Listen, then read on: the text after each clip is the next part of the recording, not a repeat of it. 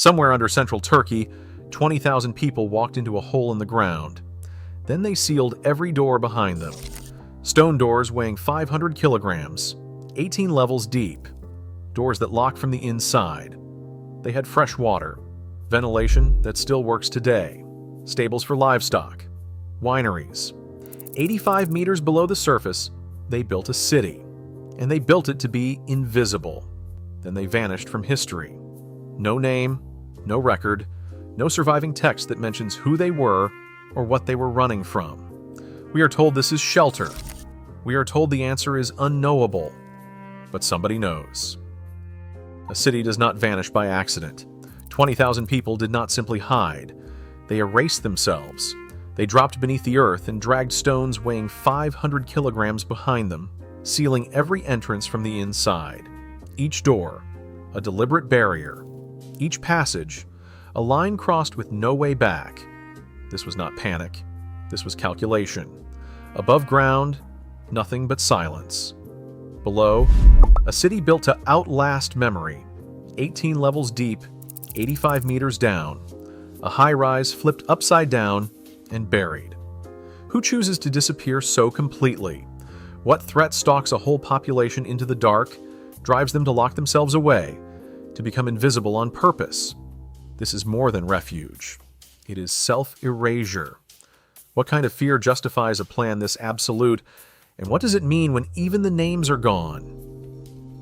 In 1963, a hammer struck stone in a quiet Turkish basement, and the wall gave way. Behind it, not dirt, not rock, but a passage choked with dust, air stale from centuries of silence.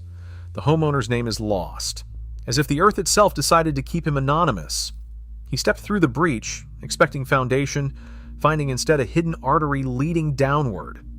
One accidental blow, and a secret world began to surface. Word spread fast. Local officials arrived, then archaeologists, then the Ministry of Culture.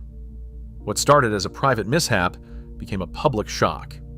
Photographs of the first shaft and the massive stone door, half a ton and carved to roll shut from the inside, landed on government desks the same day. The story leapt from whispers in the town to headlines across Turkey. Stairs spiraled down where no stairs should exist. Chambers opened up, one after another, buried rooms where a simple home's roots should have ended. How many more lay beneath the feet of ordinary people, hidden by nothing but stone and silence? The ground itself seemed to ask, what else is waiting below? 18 levels, 85 meters straight down. This is not a warren of caves or a panic shelter carved in haste. Derinkuyu is an inverted city, an entire world stacked beneath the feet of the vanished. Picture it, an upside-down high-rise, each floor a layer deeper into darkness, every chamber planned for life, not just survival. Living quarters branch from central corridors. Kitchens still show the black marks of ancient fires.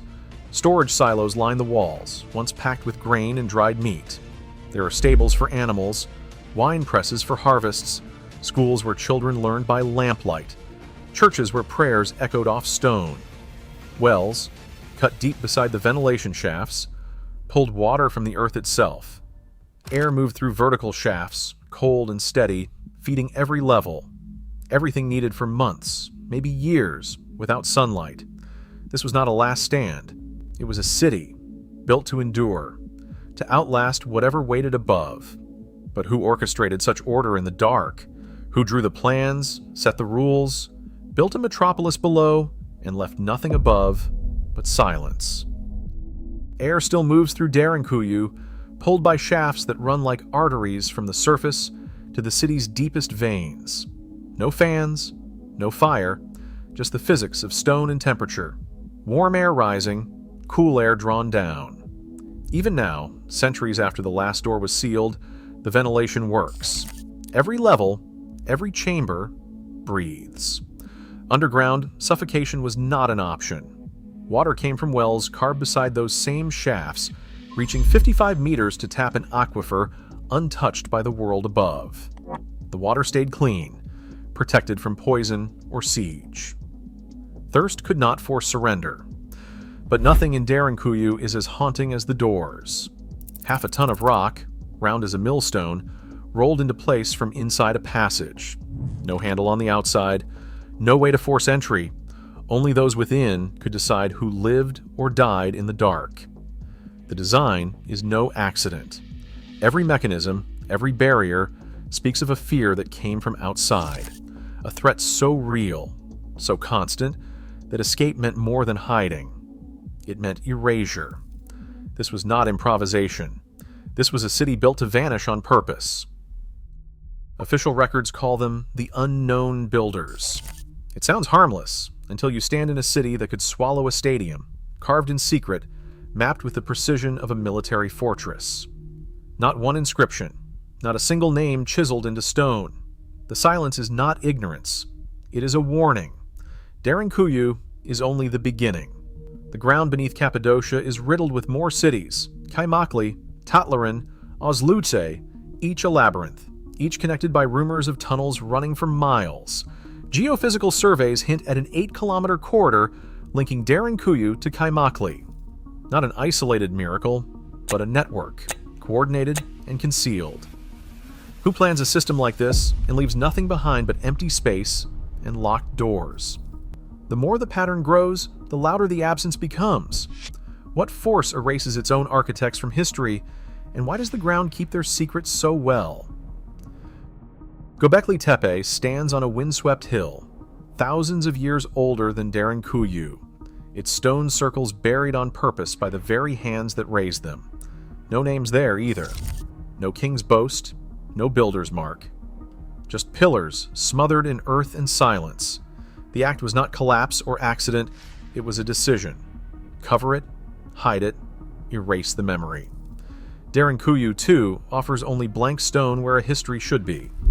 No inscription, no origin story, just the echo of vanished intent. 2 monuments, separated by millennia, unlinked by culture, both sealed, both mute. Is this how power survives? Not by what is built, but by what is buried, and who is allowed to remember. 18 levels deep, tunnels linking cities, no builder's name, not a shelter, a monument to erasure. The official story is silence. Who decides what gets buried? Who decides what we forget?